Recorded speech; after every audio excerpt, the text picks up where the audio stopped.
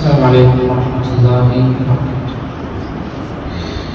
الحمد لله والصلاة والسلام على رسول الله وعلى آله وأصحابه أجمعين. اتقوا الله عباد الله. മഹാനായ ഇബ്നു ബത്തൂത അൽ-അക്ബരി റഹിമഹുല്ലാഹ് അദ്ദേഹം പറഞ്ഞ ഒരു വാചകമാണ് സൂചിപ്പിക്കാൻ ഉദ്ദേശിക്കുന്നത്.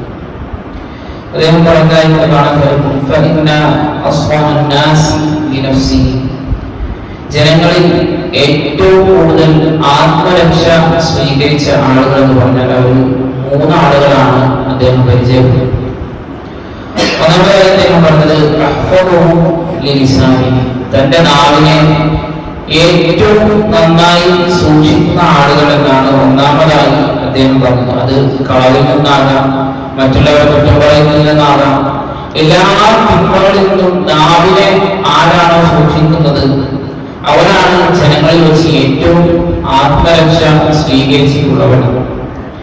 രണ്ടാമതായി അദ്ദേഹം പറഞ്ഞത്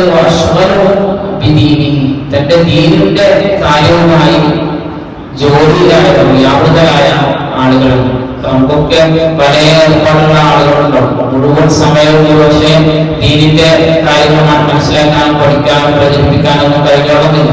പക്ഷെ നമ്മുടെ ജീവിതത്തിന്റെ കുറഞ്ഞ ഭാഗമെങ്കിലും നമ്മുടെ ദീനിന്റെ അഹ്കാമുകൾ മസായിലുകളൊക്കെ പഠിക്കാനും ഇതിനൊക്കെ വേണ്ടി ചെയ്യണം മാറ്റി വെക്കും. ചില ആളുകൾക്ക് പഠിക്കാൻ നല്ല കഴിവുണ്ടാവും.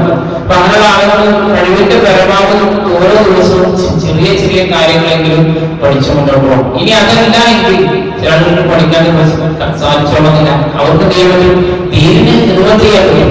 അവർക്ക് പള്ളികളിലേക്ക് പണം കൊടുത്തിട്ടാണെങ്കിലോ അതല്ലെങ്കിൽ മറ്റുള്ള രൂപത്തിലോ സമയം കൊടുത്തിട്ടാണെങ്കിലോ അതല്ലെങ്കിൽ തന്റെ മീഡിയ അങ്ങനെ ഉപയോഗിക്കാൻ പറ്റുന്ന രൂപത്തിലോ എങ്ങനെയാണെങ്കിലും ദീനിന്റെ കാര്യവുമായി അത് പ്രചരിപ്പിക്കുന്നതിലും അത് പ്രാവർത്തികമാക്കുന്നതിലും പഠിക്കുന്നതിലൊക്കെയായി ശുദ്ധരായി ജീവിക്കുന്ന ആളുകൾ. കാരണം അങ്ങനെയുള്ള ആളുകൾക്ക് തന്റെ ജീവിതത്തിൽ തീ പാലിക്കാൻ അല്ലാഹു സുബ്ഹാനഹു വ തആലയെ സ്മരിക്കാനും ഒക്കെ ഒരു സമയം ലഭിക്കുമെന്നുള്ളത്.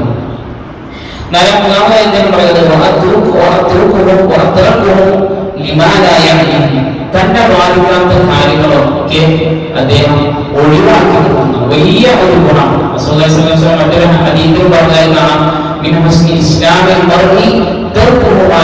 ഒരു മനുഷ്യന്റെ ഏറ്റവും നല്ല ഇസ്ലാമിൽപ്പെട്ടതാണ് അയാൾ തനിക്ക് ആവശ്യമില്ലാത്ത കാര്യങ്ങളാണോ അതിനെ പരിപൂർണമായിട്ടും ഒഴിവാക്കുക എന്നുള്ളത്. അപ്പൊ നമുക്കൊന്നും ചിലപ്പോൾ ഉണ്ടാവില്ല, ആവശ്യമുണ്ടാവില്ല. കുറെ ആളുകളുടെ പേര് പഠിച്ചു വെക്കുക. ചില ആളുകൾ അങ്ങനെ ഉണ്ടാവും, കുറെ ആളുകളുടെ പേര് എന്റെ വില എത്രയാണ്, ചിലർക്ക് വാച്ചായിരിക്കും, ചിലർക്ക് വസ്ത്രമായിരിക്കും.